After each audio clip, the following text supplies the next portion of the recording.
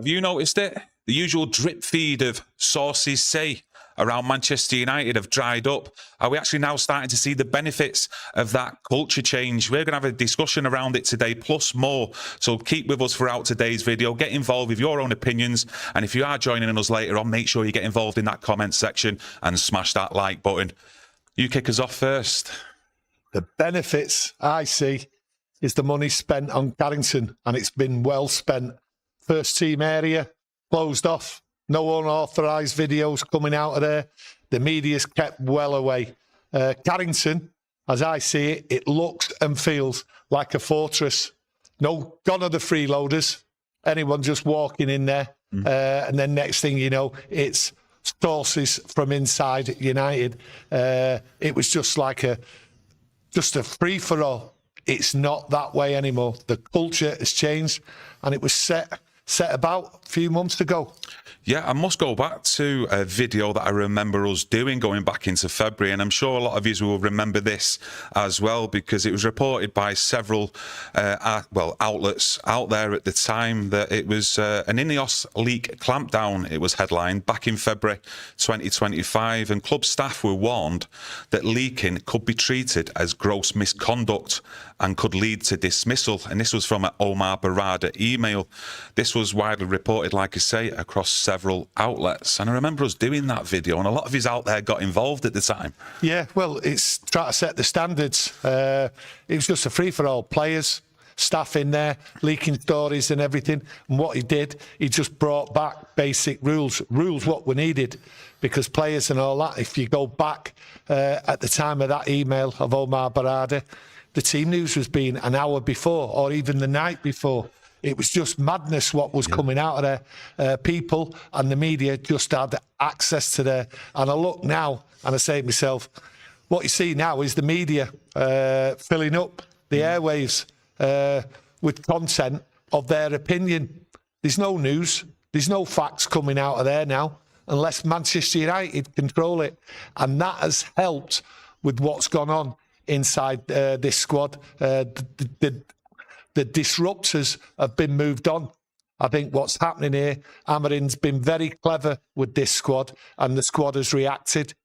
A lot of info there just to digest for you out there, but you did mention about team news and the leaks. I do remember going back to under Eric Ten Hag, the night before the game away to Chelsea, that Samuel Lucas actually leaked the starting 11 the day before that game, and a certain person who's no longer at United, I remember, wasn't actually in the starting 11 for that game. But that was widely reported for a long time about team news, wasn't it? You know, you could go on Twitter, it didn't matter who you were, you could go on there and near enough find the starting 11 2 or 3 hours before kickoff. Yeah, well, I look at Omar Barada turning around saying gross misconduct, and that could affect everybody. When it says staff, that means everybody. Players, coaches, junior team coaches, anybody inside there could have been heavily fined, could have been sacked, everything. Just the rules have changed. And I look at Carrington and I look at what Omar Barada has done. Not Omar Barada, Amorim has done.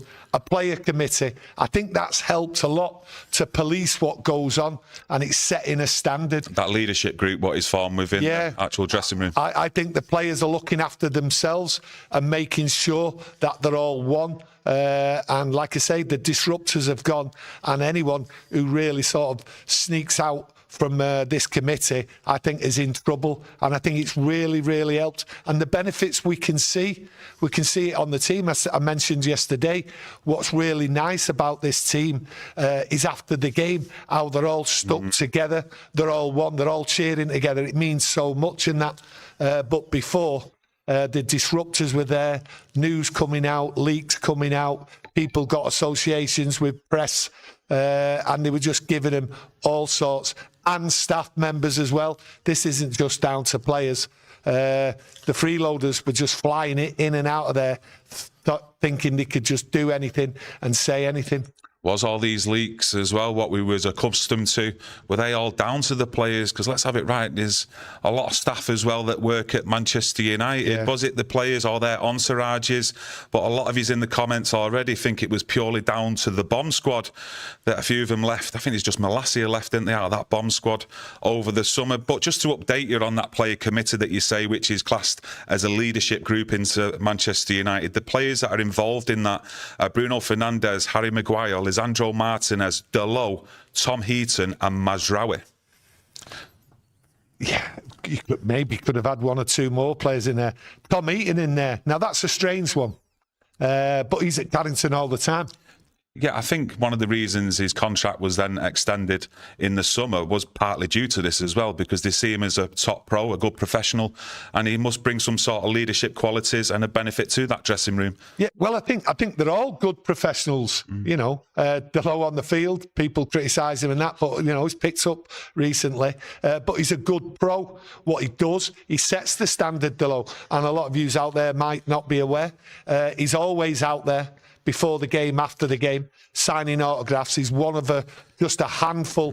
Him and Bruno are always signing autographs. It's like today, this morning, going into training, Bruno was there, all the players going in, but Bruno was the only one. What signed? Proper professional, and I think Dalot is, Tom Heaton is, Mazraoui is, and if you look at Harry Maguire, I think you've got the right people in place. But Tom Heaton, he is a professional, and Kieron might be right.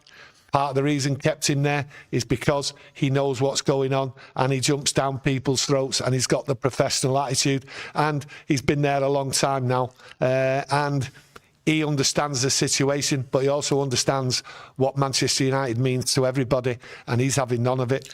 Gricker, welcome to our members club, my mate. It's much appreciated. Rob, always United from our members club, says, big up, lads.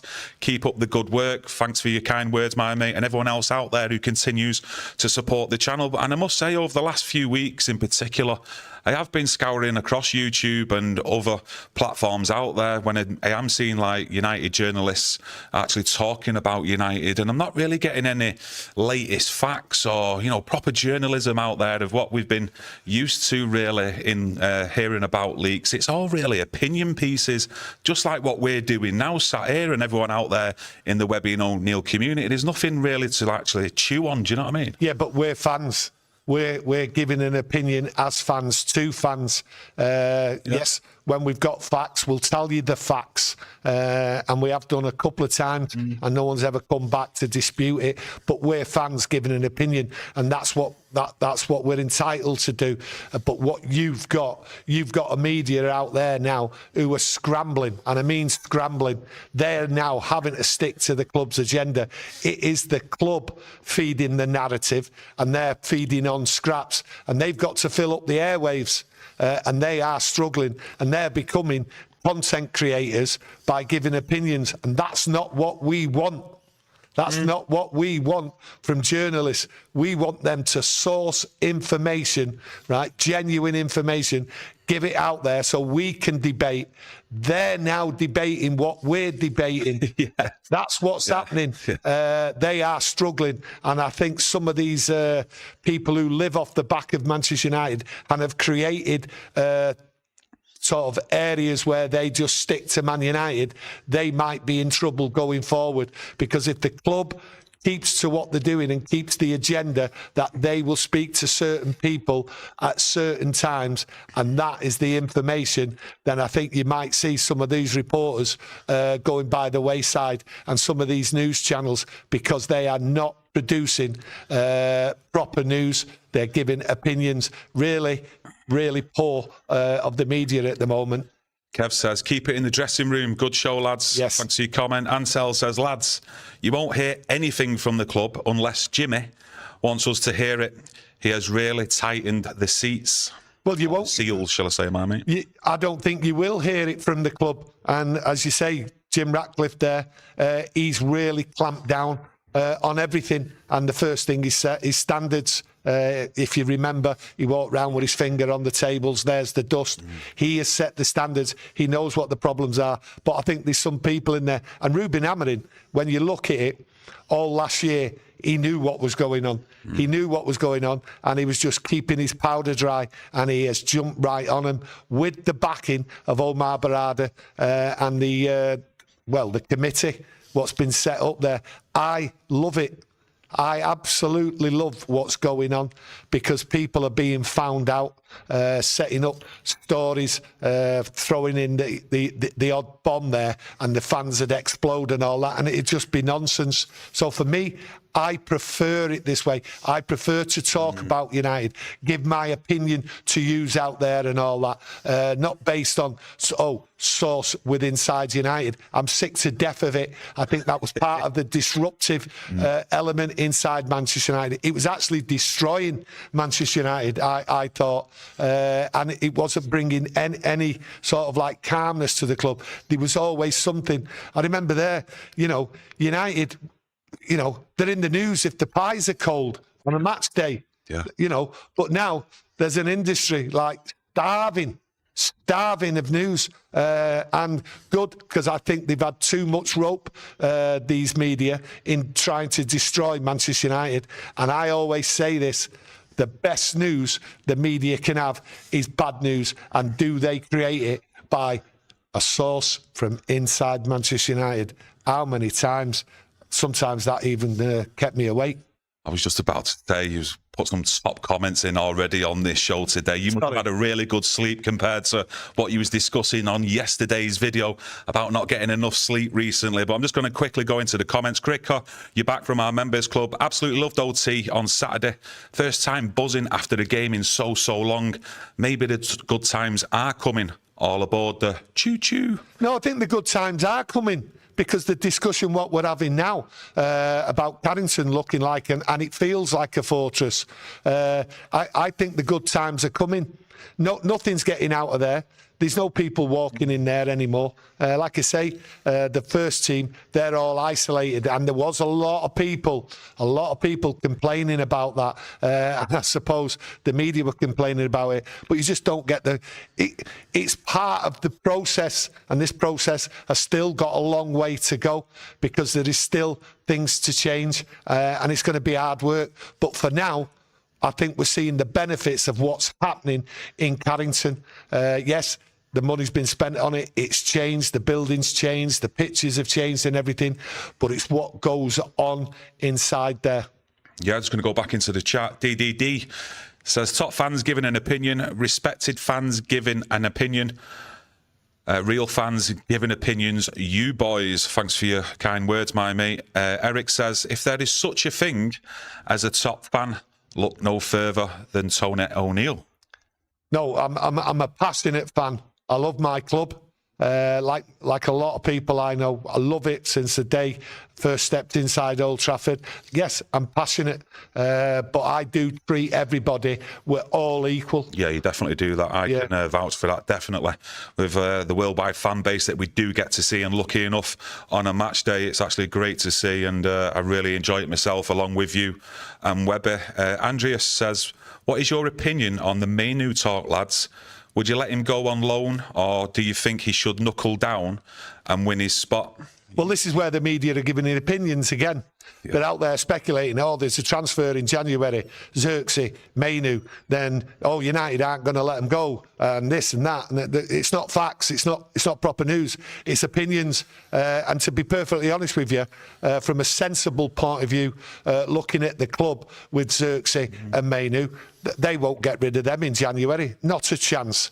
Not a chance. They will give them game time and everything, and see what the situation is, how this team develops, see what players, if there's any injuries or anything like that. These are an integral part to the second half of the season.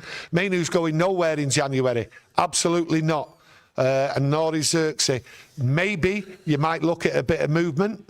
If they don't get proper game time, they might say, right, look, we're not getting the game time. You're bringing in other players in the summer. It's time for us to move on. That might be the way it goes. But in January, where do you really see? And these are good players. They're just not fitting in at Manchester United. They are good players.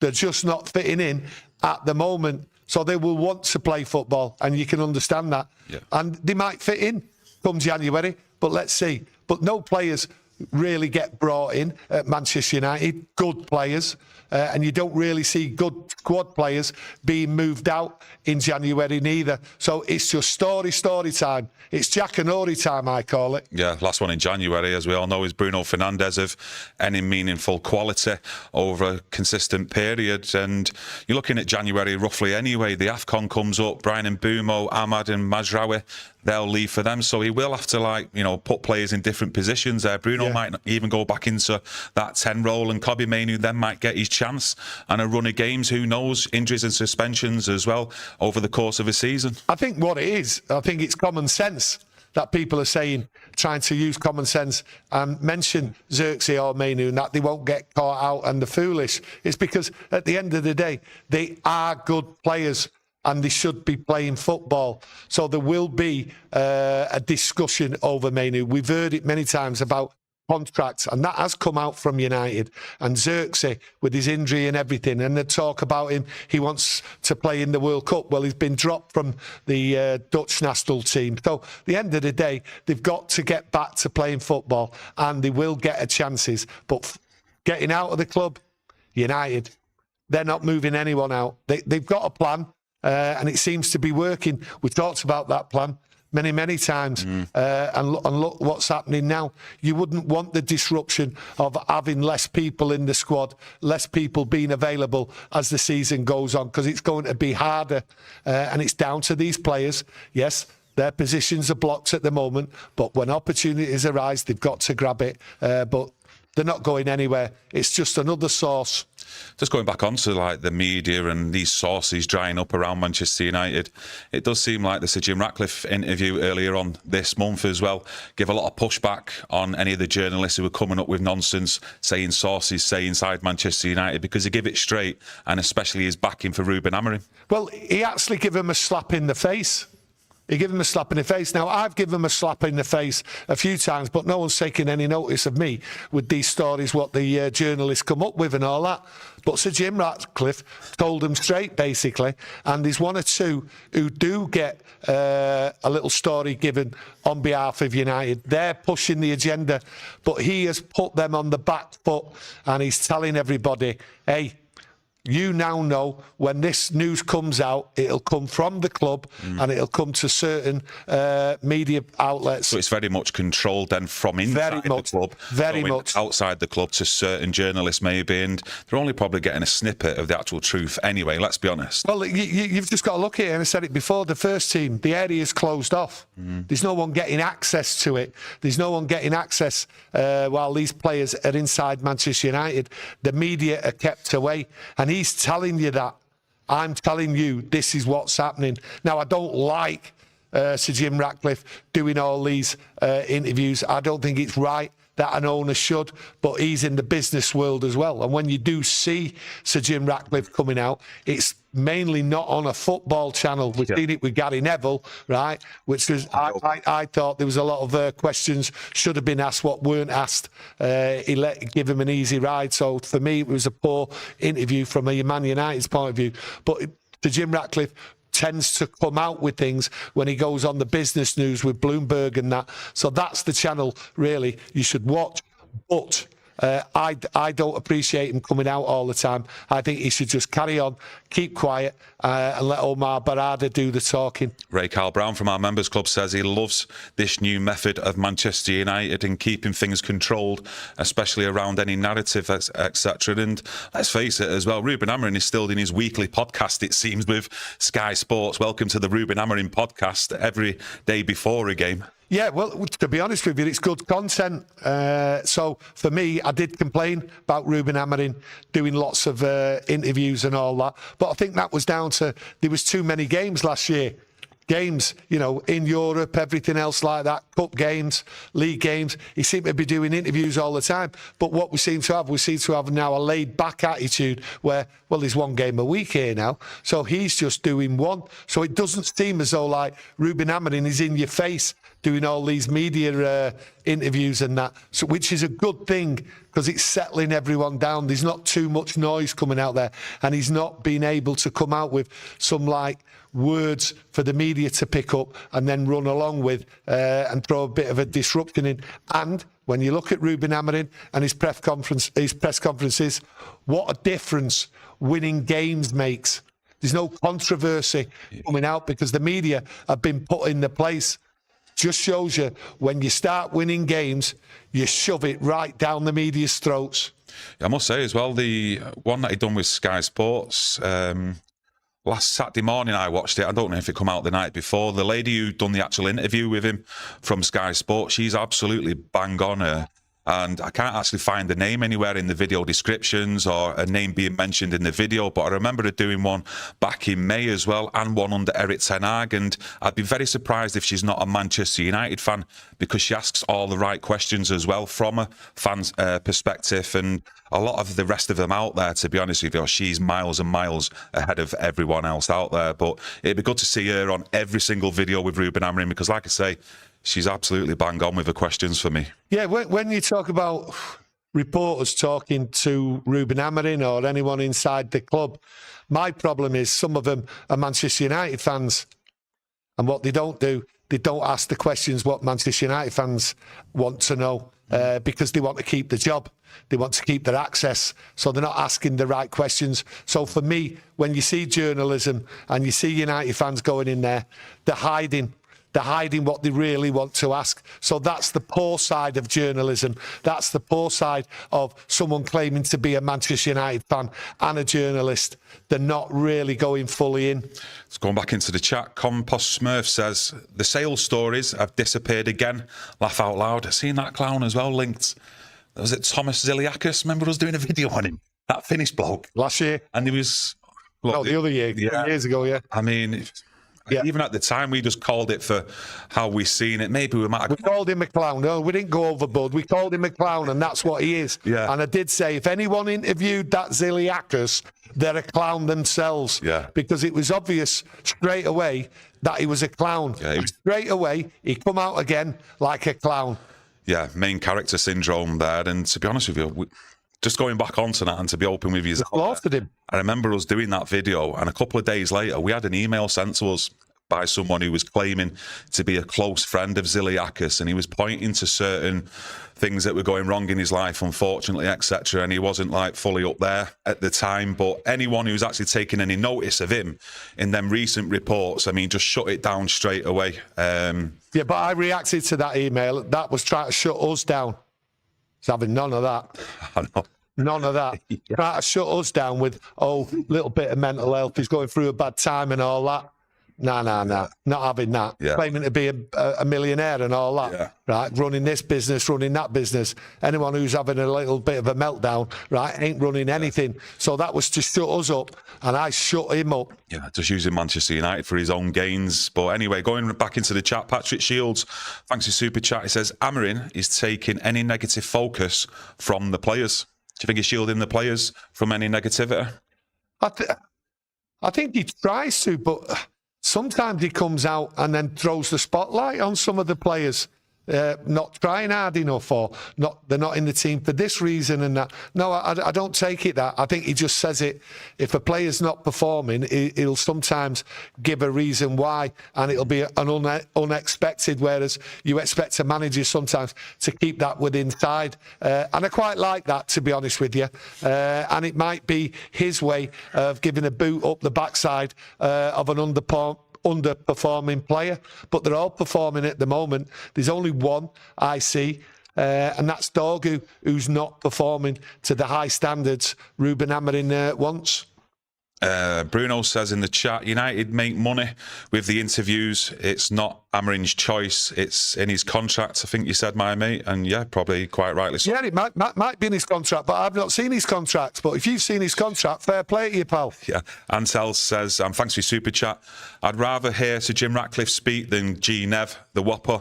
Thanks for your super chat, my mate. Urban Bars, she's a MUFC fan, going back to the Sky Sports interview, but Sky have a narrative they force on their reporters, just like boxing. Yeah, I can understand that, mate. Well, that's the problem with reporters. And when you're listening to content, they have a narrative.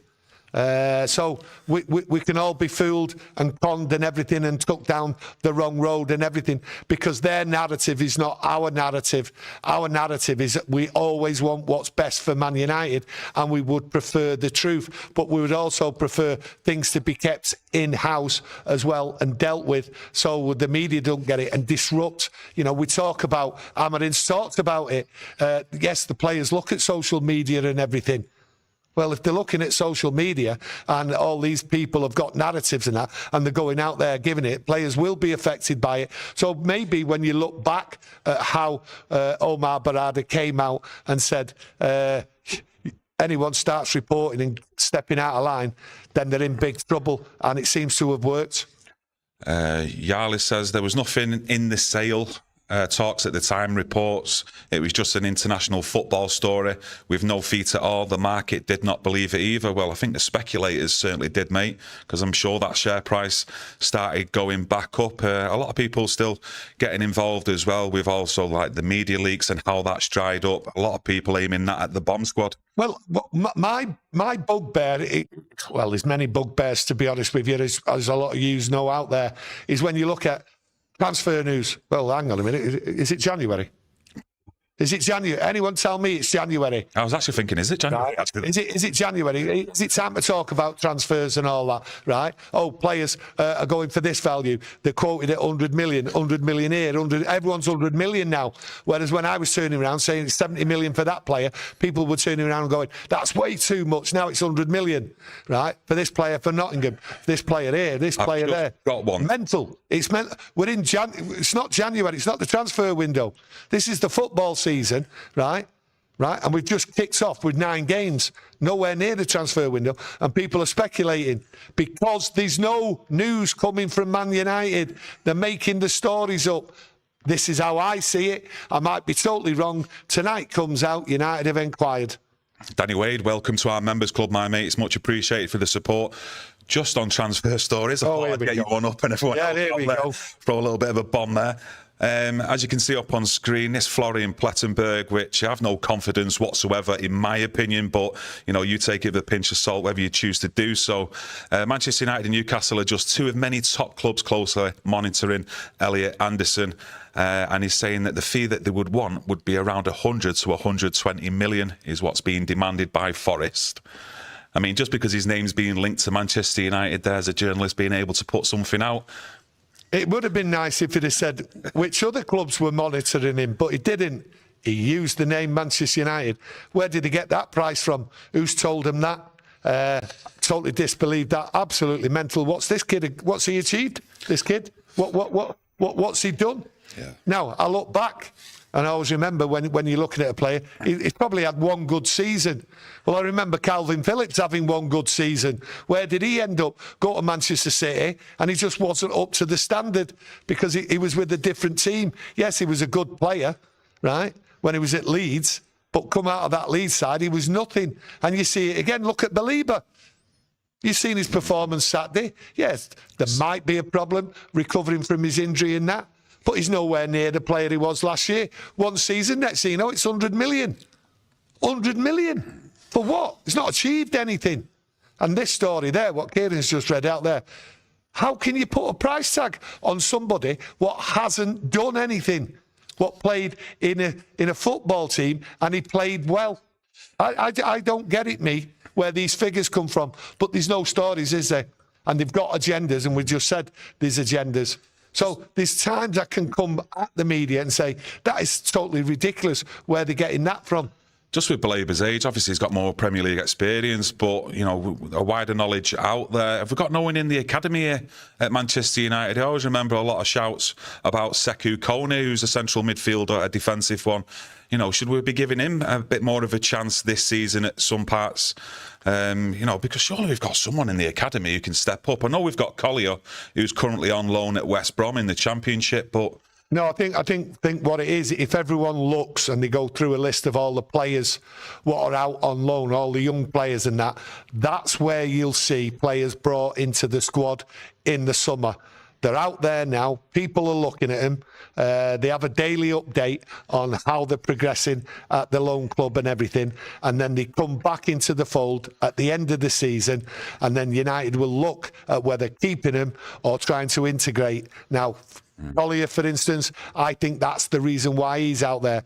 But you've got to look, they're on contracts, these young lads. They're out there playing football, and some of them might be out there trying to find a club at the end of the season. But there will be a few of them players who will be integrated into the pre-season tour with an opportunity to upgrade. That's how I see it. The kids what are still at Old Trafford now, I don't really see some of them getting in the squad. When you see players... The only two players that I see currently in the squad that are being shouted about is the young kid, that JJ Gabriel, and Obi Martin. I mean, tell me any others out there. Like I say, you've probably got a wider knowledge of the academy than me, but you do get a sense, and not really just at United, but other clubs out there. You know, a lot of the younger kids in the academy, they try and put in the shop window in the summertime on tours just so they can actually get a sale value for them just to ship them on because of all the PSR stuff and that. And that's why a lot of players have gone out on loan. I look at the players. When you see the headlines,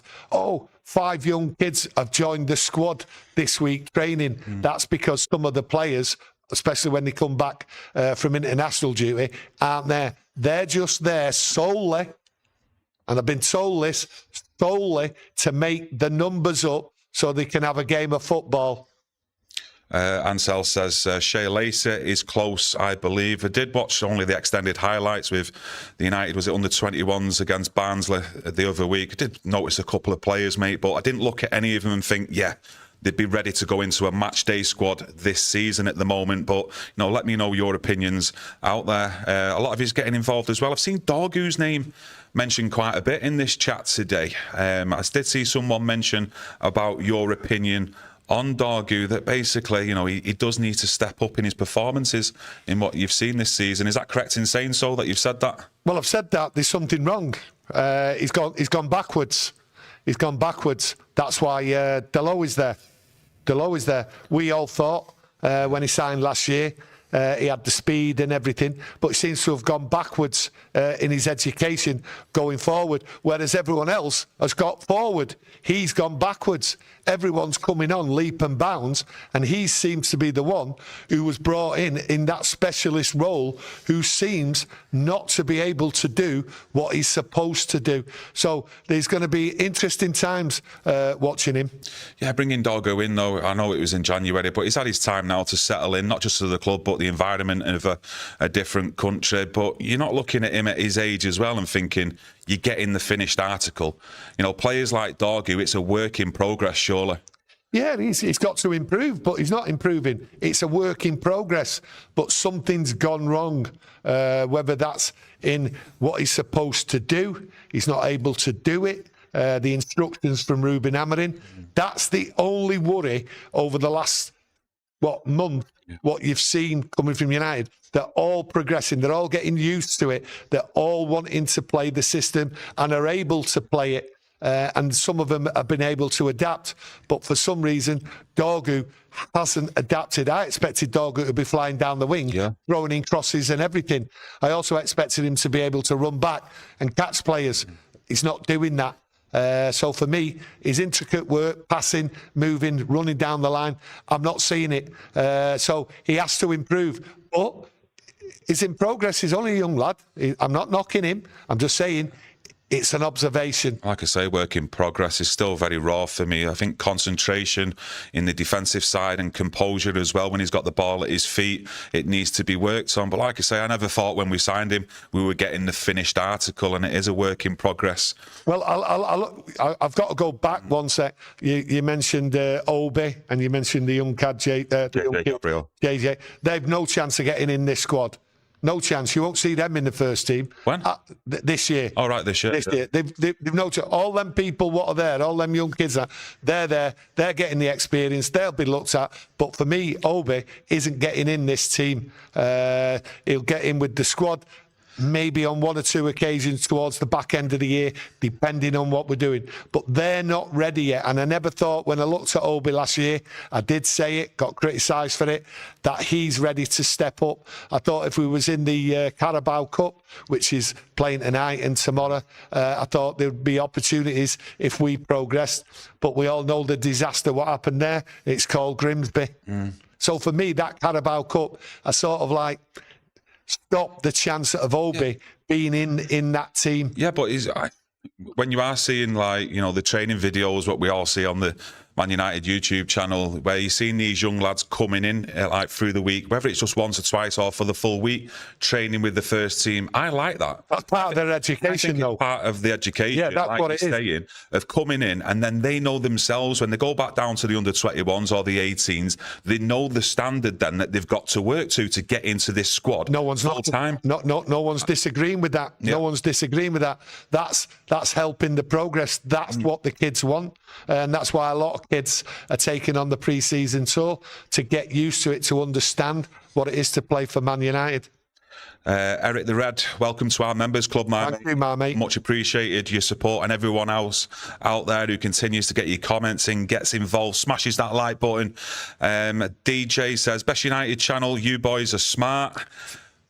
Refreshing and straightforward. Definitely straightforward, mate, where we just give our opinions, and whatever we've got to say, we'll say it with the rest of the community. I'll put that in my notebook. That word, smart. Do appreciate that. Yeah. But we're just United fans, and we love a conversation. And this conversation, once we open it up, as people know, it can just go anywhere, because it's a football conversation. It's about opinions and everything. And that's why we love the comments coming in, because we will give our opinion on it.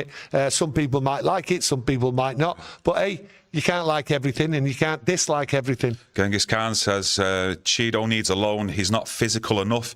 We need to be patient with him. Web Mike says, a good call about news coming out. It is really annoying to see endless transfer rumours, 90% of which are always unfounded. It's trash. Red Olsen also mentions Amas, Harry. Amas, has he gone on loan this season? Where's he gone to on loan? I can't remember. One out there will probably tell me in a second. But again, another youngster who was highly thought of in the Manchester United world. Yeah, but I think he needs a bit more. I'm not too sure whether he's the standard. He's had a few first-team opportunities. I thought he looked all right away to Newcastle. I know we got beat that game, but I thought he looked all right being thrown in at the deep end there, starting the game against a tough crowd up there in Newcastle. I thought he held his own there for such a young kid, to be honest. Yeah, he was in the game a lot because they just kept attacking, and United were rubbish. But just got me up there. Yeah, but the thing is, yeah, he did all right. But is he a top Manchester United player this year? We'll find out come the summer with Amas. Yarley's just said he's actually on loan to Sheffield Wednesday, who were in financial troubles. Well, that's doing him no good at all there, is it? Yeah, I think he needs to get out of that environment. I think United players also there as well. Charlie McNeil in here as the centre forward. Well, listen, why Amas is there and United have kept him there, I just do not know. I just do not know. Because who's leading them? There's no hope there. It's a total disaster. He's not going to progress at Sheffield Wednesday. It needs to get out of there. There's something seriously wrong there, and someone should be looking at it. Yeah, that left-hand side spot, it'd be interesting to see in the coming months, coming years. You've got Amash, you've got Dorgu, and you've got Diego Leon as well, who scored a goal against Tottenham the other weekend, ran half the length of the pitch. You've got Luke Jordan Martinez. Yeah, but I don't think any of them are going to ever play left wing back. But I'm just naming. Amorim likes players to play anywhere, and he will test them. You just don't know. Yeah, a lot of he's getting involved actually with a lot of academy players out there who you do think will make it, who needs a loan, etc. But I think we're going to wrap it up there. I'd just like to thank you all for joining us today. It's been popping off in the chat as usual. Please continue it as well if you are joining us later on in that comment section. Smash the like button as well to help support the channel. And we're on the road to 100,000 subscribers. So if it's your first time watching or you want to help support us, please subscribe for future content. We'll be back tomorrow as usual. Get that notification on and we'll see you soon. Thanks all for joining us. Thank you. Thank you.